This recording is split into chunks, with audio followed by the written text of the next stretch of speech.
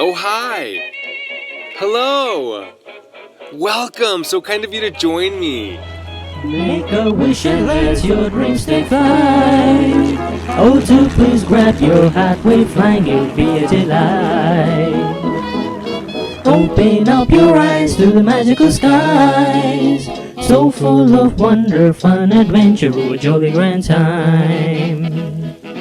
Are you ready for another story time? Delira and Xera, Turkey tickle, sparkling no time. Have you ever felt left out? Lonely? Like you don't belong? Then guess what? This book is dedicated to you. Are you ready for a magical adventure with the king? If yes, then guess what? You are going to love today's book for sure. But wait! Before I begin, I have to ask you an extremely important question. Do you know what time it is? It's time for another book review and story time with Gilbert-Ian.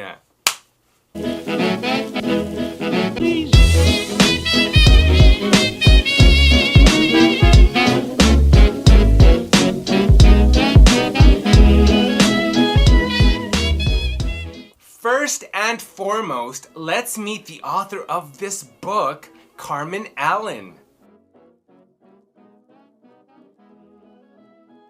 Like many of us, when she was little, she couldn't stop reading.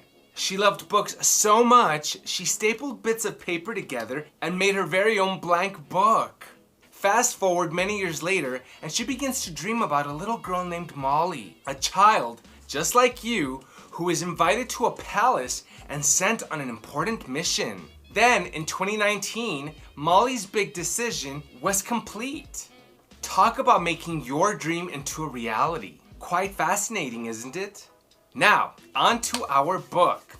In here, you will meet Molly, our hero, a determined and goal-driven 9-year-old. Susie, forever the optimist and Molly's best friend forever, or as we like to say, her BFF. King, his title says it all. Mr. and Mrs. Furrows, the cranky orphanage managers. Ugh. Plus many other interesting characters. But let's not get ahead of ourselves and dive into our book. Shall we? Molly's Big Decision by Carmen Allen. Chapter 1, A Magnificent Sight. Ah, it's still there. An exciting gasp escaped Molly's lips, and a smile broke across her face. She pressed her nose against the icy cold window. If you could see what she could see, it would take your breath away too. Perched high on a hill not too far was the most magnificent palace. A cone-shaped golden spire glistened on each tower. Perfectly kept gardens and neatly trimmed hedges surrounded its four sides. Behind the palace, white clouds puffed their way slowly across the blue sky. Molly, what are you looking at? Susie asked from her bed. Oh my, Molly exclaimed without turning to look at her roommate. Susie hopped out of her bed and scooted over to the window. Molly, it's amazing. I know, right? I woke up in the middle of the night and saw a bright blue glow in the room. I crept over to the window and there it was. It's beautiful, Susie sighed. Sure is, Molly agreed. Where do you think it came from? I don't know. I wonder who lives in there. A king or a queen, maybe? Oh my goodness, Susie, what's a palace doing in our village? I wonder if anyone else has seen it. Molly wondered. Do you think we could go there and visit? No, we would never be allowed to go and visit. Susie, my father used to tell me a bedtime story about a magical palace that traveled to different villages across the country. At night, the palace glowed like a jewel, brightly lit by blue and emerald colored lights. That's exactly what this palace looked like in the middle of the night. Molly paused as a new thought crept into her mind. She whispered to Susie, what if it wasn't just a bedtime story? What if it was all true? The question hung in the air as the girl started to daydream. I wish I could see inside that palace, they each thought. The sun sparkled against the palace windows and reflected onto Molly's young face and curly brown hair. She turned her head slightly and closed her eyes to fully absorb the sun's warmth. It was such an amazing sight. She wanted this beautiful moment to last forever. It had been a very long time since she had felt this happy. You see, Molly lived in the village orphanage with other boys and girls who, like her, had no parents. Her mother and father had died in a car accident when she was 5. She had been hurt in the accident as well, but her broken leg hadn't hurt nearly as much as her broken heart, which still ached. Not a day passed when she didn't miss her mother and father. Downstairs, a gong banged loudly. This meant it was time for all the children to start their morning chores. Both girls dressed quickly for the day. Molly and Susie hurried off down the hallway. They chatted excitedly about the mysterious place. Mr. and Mrs. Furrows, who ran the orphanage, would be waiting for them in the dining room downstairs. At least that's what they thought. Mr. Furrows suddenly stepped out from a room into the hallway and blocked their way. He glared at the girls. "Stop running and be quiet!" Molly and Susie started to giggle. They were in too good a mood to be frightened by him today. Mr. Furrows walked towards them, pointed his finger and said in a loud voice, "I said be quiet! Now!" he yelled. His hand shook with his finger. Both girls jumped with fright and tried hard not to giggle. They looked down at the floorboards. "This is your first warning. Disobey me again and you'll be locked up in the basement for the rest of the day. Do you understand?" He stomped his foot down hard. So hard that a nail popped out of the floorboard. It flipped up behind him and bonked him on the head. He didn't know what had hit him. The girls watched him fall flat on his face with a thud. "Quick, let's get out of here," Susie said to Molly, grabbing her hand. They ran and left their way to the kitchen. Cook Henny greeted them with a silent nod and started issuing orders. "Do this. Do that. Do this. Don't do that." Molly was so tired of being bossed around every day by cranky grown-ups. Mr. and Mrs. Furrows were not nearly as kind as Molly's parents. In fact, they were the dead opposite of kind. They were mean and horrible.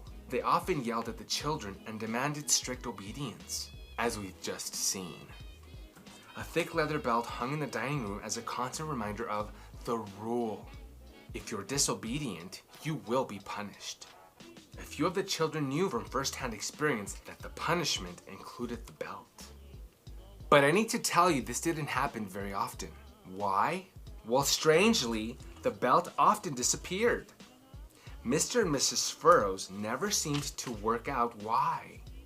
They didn't realize the children took turns to make sure the belt disappeared from its usual spot. Besides helping out in the kitchen for breakfast each morning, one of Molly's biggest chores was to collect the mail. On the weekdays, she would wait in the foyer for the postman to arrive. Letters and parcels were pushed through a slot in the door and would fall onto the floor. Molly's job was to pick them up and take them straight to Mrs. Furrows in her office. Molly found this task difficult for 2 reasons. Firstly, sometimes the postman was late, and she would have to wait around for up to an hour. Molly hated waiting. Secondly, the floor in the foyer was made of cold stone tiles, and she didn't own any shoes. Her feet felt like they were frozen after 10 minutes of standing on the tiles. Never mind 1 hour. The nasty Mr. and Mrs. Furrows kept promising Molly that one day they'd get her some hand-me-down shoes, but that day had never arrived. She had given up hope. However, what Molly didn't realize was that a special day was just around the corner. It would change her life forever. Inside the magnificent palace, a kind and powerful king walked into his library. He carefully removed a large heavy book from the bookcase and gently placed it onto a bookstand. The king bent forward and blew slightly onto the book. As he stood straight, the book magically came to life. Tiny sparks of glitter shimmered in the air. The front cover opened wide, and one by one, the gilded pages started to flutter and turn. They turned quickly for a time, then finally slowed to a stop. A brilliant blue light suddenly glowed from the book and started to swirl around the room. Some of the words on the page changed their color from black to blue. The light gave them life. The king smiled as he read the blue words and said aloud, "It's time!" Chapter 2. I know you want me to keep going, but I have to stop because it is a chapter book. Molly's Big Decision. Wow, what an amazing story about a little girl who lives in an orphanage and who doesn't feel loved.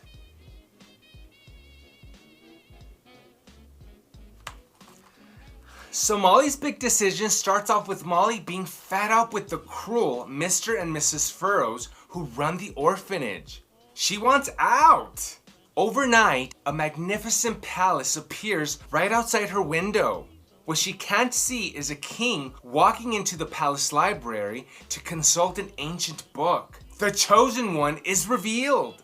The next day, on Molly's 9th birthday, she receives a special invitation to visit the palace. Molly meets the king and is given new shoes. As we saw, she was supposed to have received new shoes by Mr. and Mrs. Furrows, but they never gave her any.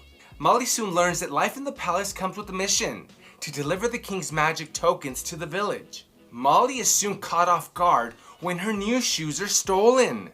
Molly's integrity is tested when she comes face to face with the shoe thief. One question remains when she returns to the palace. Why does the king want to adopt her? The ancient book reveals that Molly was chosen from the beginning of time. She would be the first from her village to be offered adoption. Molly accepts the king's offer and discovers profound joy when she becomes a part of the royal family. This book is a masterpiece, and for so many reasons. I found this easy to read and to understand, plus the illustrations are amazing and very well done. Kids will be enthralled at the magical world Molly lives in and her heartwarming interaction with the king. This book also teaches children that they are valued and loved more than they can ever imagine, even when the world around them says otherwise. What I especially loved was the message of compassion and forgiveness over anger and retaliation. I would recommend this book for all young children. Bonus points, I love how the king was illustrated. He is 100% genuine, caring, and generous. Thus, I believe that any child will find this book to be quite delightful. With all this said, I give this book a rating of 5 out of 5 stars. As Carmen Allen said, God entrusts us with the 100% every day to give it away on His behalf. He provides for all your needs. It's never your money, your time, your talents, or your resources. They all belong to Him and are to be used for His glory. I love that. I love that. I love that. I love that. Did you enjoy this video? Don't forget to give it a like. And if you're watching this on YouTube, click that subscribe button and that little bell so that you can get notifications every time I upload a new video. Did you enjoy the story? What did you learn from today's story? Leave a comment below and let me know your thoughts. See you again next week.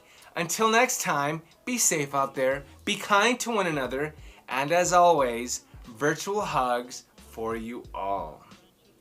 Thanks for watching. Bye. Oh, to please grab your hat, wave flying, it'll be a delight. Open up your eyes to the magical skies, so full of wonder, fun, adventure, a jolly grand time.